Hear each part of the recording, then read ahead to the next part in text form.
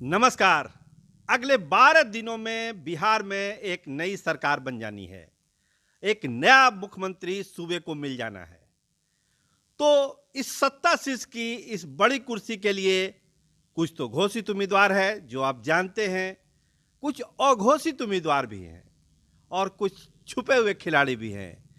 कोई भी हो सकता है इस कुर्सी का दावेदार। बिहार में अभी तक जो सियासत हुई है, जिस तरह से वोटिंग हुई है, जिस तरह से चुनाव प्रचार का ट्रेंड चल रहा है, जिससे मतदाताओं का रुझान देखा जा रहा है, लगता है कि जो घोषित हैं प्रत्याशी, उसके अलावा भी बहुत सारे खिलाड़ी उस कुर्सी के लिए आगे आ सकते हैं। जब ये मतदान खत्म होगा उसके बाद, और जब नतीजे आएंगे 10 तारीख, तो उसके बाद मतलब जोड़ तोड़ का खेल जरूर होगा। इस तरह के रुझान बिहार के सियासत में देखने को मिल रहे हैं। देखिए, दूसरे चरण का जो चुनाव प्रचार अपने चरम पर पहुंच रहा है, तीसरे चरण में भी मत प्रचार का काम जारी है। तो मुद्दा क्या रह गया अब? देखिए, विकास वाला जो मुद्दा था वो अब कहीं धीरे धीरे पीछे जा रहा है। नौकरी जो है वो सबसे बड़ा मुद्दा अभी सामने आया है, जिसका एजेंडा तेजस्वी यादव ने तय किया था, 10 लाख नौकरी का। मुख्यमंत्री ने देखिए अपनी कल की बहुत सारी सभाओं में ये बताया है कि देखिए, जो नौकरी की बात की जा रही है ये केवल आईवास है। राजद ने अपने 15 साल के शासन में केवल 96,000 नौकरियां दी हैं, और हम तो 6.5 लाख नौकरी दे चुके हैं। बाकी दूसरे सेक्टरों में भी और नौकरी दी गई है। तो 96,000 15 साल में, और हमने तो 6.5 लाख 7 लाख नौकरी दे दी। ये नीतीश कुमार अपनी तरफ से लोगों को बता रहे हैं कि सच्चाई को आप समझने की कोशिश करिए और किसी भूल भुलावे के चक्कर में आप मत पड़िए।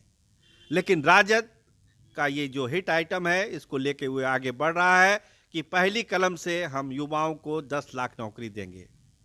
राजद के तरफ से अब तेजस्वी यादव के सुरक्षा के मामला भी उठाया जाने लगा है। मनोज झा ने कल एक प्रेस कॉन्फ्रेंस किया और उन्होंने कहा कि चुनाव आयोग को बार बार हम कह रहे हैं कि तेजस्वी यादव की जान को खतरा है। वहाँ जहाँ उनकी सभाएं होती हैं वहाँ पे सुरक्षा के मुकम्मल इंतजाम नहीं है, और चुनाव आयोग को इसके बारे में देखना चाहिए कि कैसे क्या हो रहा है।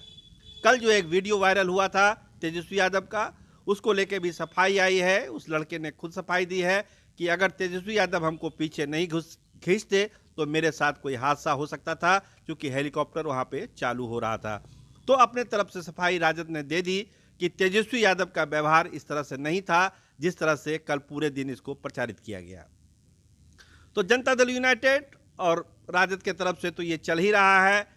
भाजपा में क्या हो रहा है?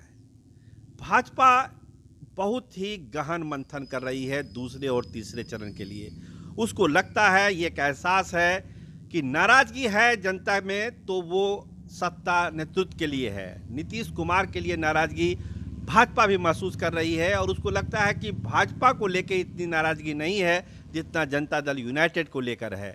इसीलिए वो अपने चेहरे को इससे बचाना चाह रही है कि हम थोड़ा अलग हैं, साथ हैं लेकिन थोड़ा अलग हैं। इसको आप पहचानिए, इसको आप देखिए। देखिए, सार्वजनिक तौर पर तो भाजपा इस तरह की कोई बयानबाजी नहीं कर सकती है, लेकिन एक एहसास वोटरों को जरूर दिलाने की कोशिश कर रही है कि भाजपा उससे अलग है, थोड़ी अलग है, हमारा अपना अलग व्यक्तित्व है, हम अलग पार्टी है बिहार के विकास के लिए, और केंद्र में जो अभी हमारी सरकार है, तो मिलजुल के हम लोग बिहार को आगे बढ़ाएंगे। तो भाजपा एक अंडर करंट मैसेज ये देने की कोशिश दूसरे और तीसरे चरण में कर रही है। एक डर भी सता रहा है भाजपा को कि क्या पहले, दूसरे और तीसरे चरण में जो अति पिछड़ा वोट का मूवमेंट है वो क्या थोड़ा कम हो जाएगा भाजपा के प्रति। एक आशंका जताई जा रही है कि क्या जनता दल यूनाइटेड के जो वोटर हैं वो भाजपा की तरफ, पहले चरण की तरफ पूरी तरह शिफ्ट होंगे या इसमें कोई कमी आएगी। देखिए, ये आकलन की बात है, ये महसूस करने की बात है कि क्या होगा। लेकिन भाजपा इसको लेकर भी अपना होमवर्क कर रही है कि कहीं उसको कोई नुकसान ना हो, और उनके जो प्रत्याशी खड़े हैं रणभूमि में, उनके जीत में कोई बाधा, इस तरह की चीज़ें नहीं आए। तो भाजपा अपने तरफ से अपना होमवर्क कर रही है।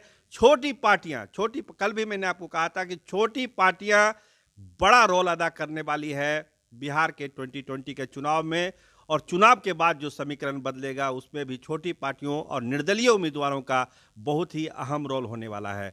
कोई ये मान कर ना चले कि किसी को 2/3 बहुमत मिल जा रहा है या बहुत क्लियर कट जो मैंडेट बिहार में मिलने जा रहा है, क्योंकि जो ट्रेंड दिख रहा है वो मिला जुला ट्रेंड है हर इलाके में।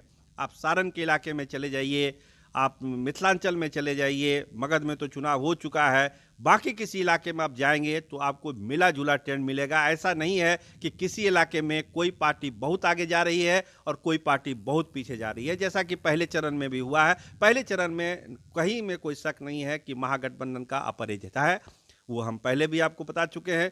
दूसरे चरण और तीसरे चरण में इस फासले को कम करने की कोशिश एनडीए कर रहा है। देखिए कितनी सफलता एनडीए को मिलती है, लेकिन रसाकसी दोनों ओर से है, तैयारी दोनों ओर से है, महागठबंधन की तरफ से भी और एनडीए की तरफ से तैयारी पूरी है दूसरे और तीसरे चरण के लिए। देखिए कैसे बिहार की सत्ता सियासत धीरे धीरे अपना रूप बदलती है, रंग बदलती है।